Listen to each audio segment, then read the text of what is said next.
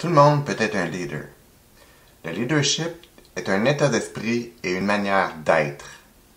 L'objectif du jeu questionnaire dans la tête d'un leader est de présenter des leaders de la vie courante, des gens que vous côtoyez au quotidien, afin qu'ils nous partagent ce qui tourne dans leur tête.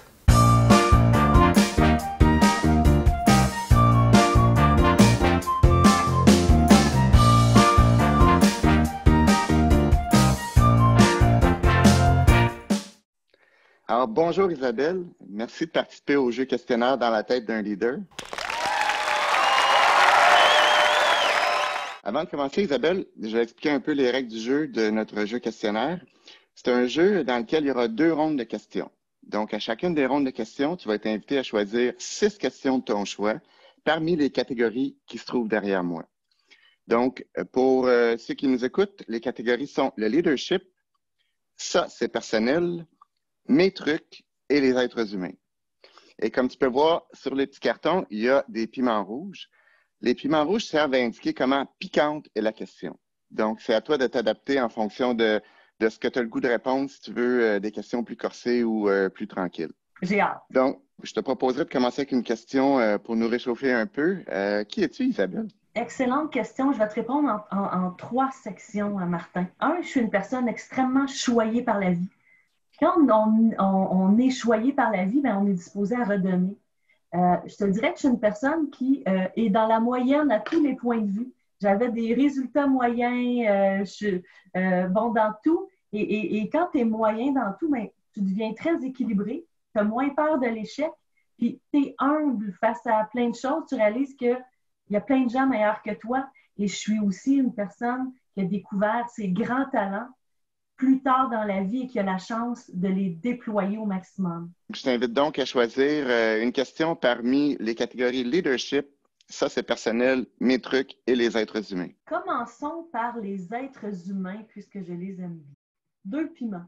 Quelle est la qualité que tu admires le plus chez les autres? C'est la capacité à se remettre en question, à rebondir de l'erreur, à démontrer une force de caractère et une résilience dans l'adversité. Je trouve que ça en dit long sur une personne, sur ses qualités de cœur aussi, sur sa force de caractère. Allons-y avec leadership. 2 piments. Quelles sont les qualités qui rendent un leader inspirant? Un leader inspirant, et je vais offrir une réponse tout à fait personnelle, pour moi, c'est un leader qui a une vision qui est forte, qui est inspirante et qui va être bien communiquée. On le reconnaît d'ailleurs chez les grands leaders connus dans le monde. C'est une personne qui va être capable de trouver chez les autres leur talent particulier, puis qui va leur permettre de les déployer. Et ça, c'est un talent qui est rare.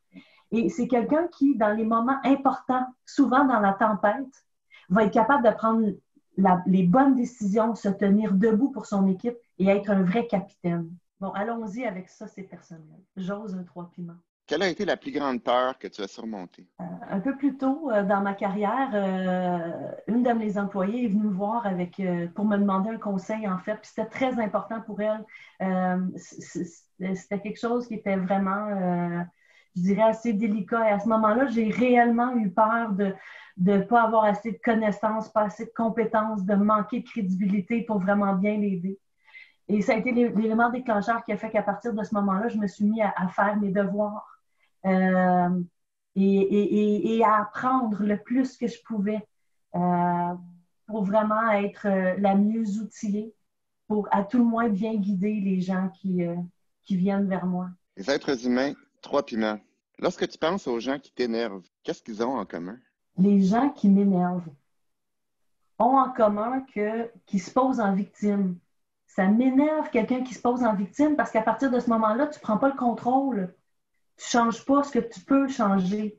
Les gens qui sont désengagés, c'est plate une personne qui est désengagée. Ça prend de la passion dans la vie. Et les gens qui ne font pas l'effort d'être curieux, c'est important d'être curieux dans la vie. C'est ça qui nous nourrit, c'est ça qui fait qu'on garde un cœur d'enfant.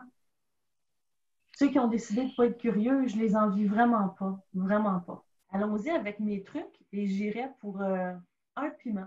Comment fais-tu pour gérer ton stress? Alors, avec les années, on développe des façons de gérer notre stress. Moi, j'ai développé une technique de désamorçage, c'est-à-dire mettre les choses en perspective. Je ne fais pas des opérations à cœur ouvert. Me rappeler de ce qui est l'essentiel, ce qui est vraiment important. Et aussi, moi, je suis une grande lectrice. J'ai une habitude de lecture à tous les soirs. Je me réserve au moins 1 heure de lecture. Et ça aide vraiment au niveau de la gestion du stress et de l'anxiété.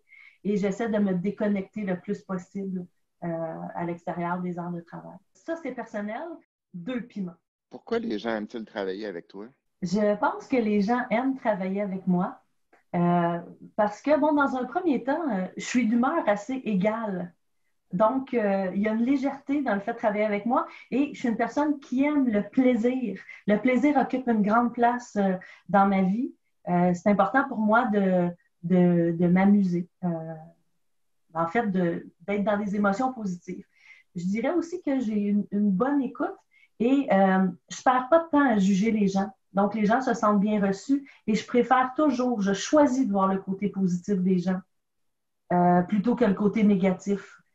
Puis je pense que ça, les gens le ressentent quand ils travaillent avec moi.